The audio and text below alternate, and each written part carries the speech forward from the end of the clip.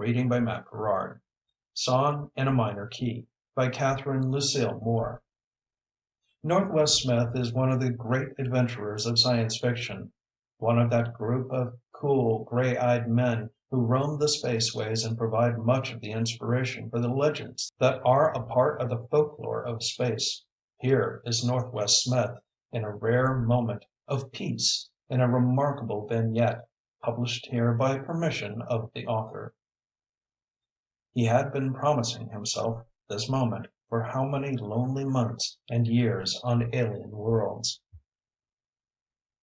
Beneath him, the clovered hill slope was warm in the sun. Northwest Smith moved his shoulders against the earth and closed his eyes, breathing so deeply that the gun holstered upon his chest drew tight against its strap as he drank the fragrance of earth and clover warm in the sun.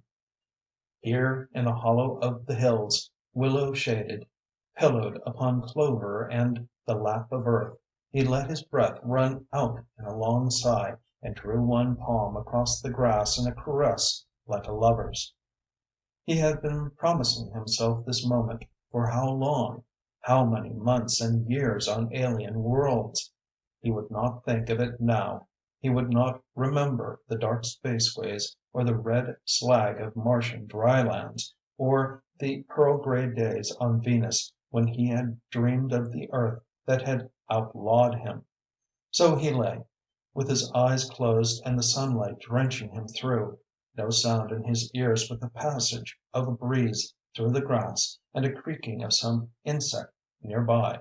The violent, blood-smelling years behind him might never have been.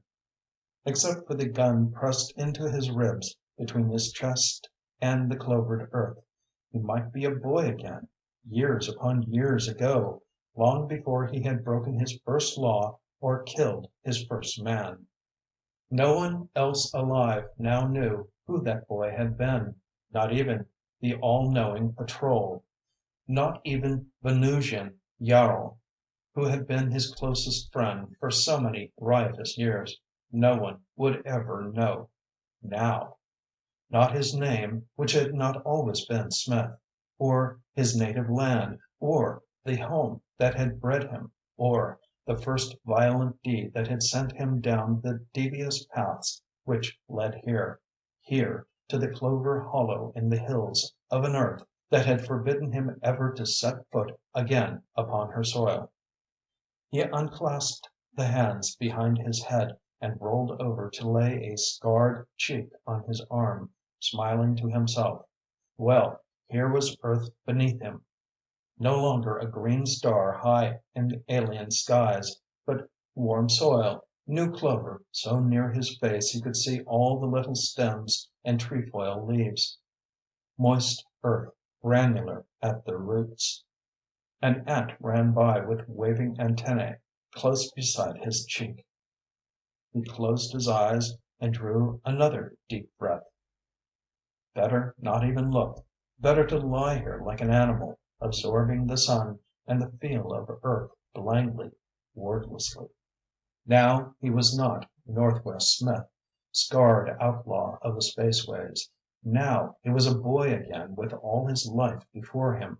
There would be a white columned house just over the hill, with shaded porches and white curtains blowing in the breeze and the sound of sweet familiar voices indoors. There would be a girl with hair like poured honey hesitating just inside the door, lifting her eyes to him. Tears in the eyes. He lay very still, remembering.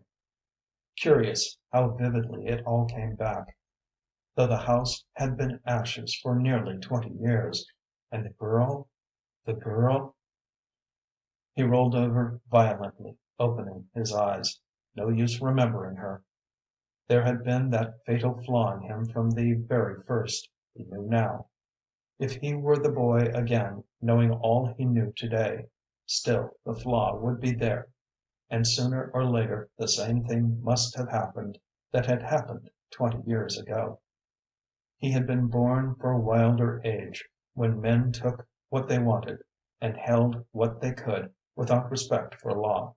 Obedience was not in him, and so As vividly as on that day it happened, he felt the same old surge of anger and despair, 20 years old now, felt the ray gun bucking hard against his unaccustomed fist, heard the hiss of its deadly charge ravening into a face he hated. He could not be sorry, even now, for that first man he had killed.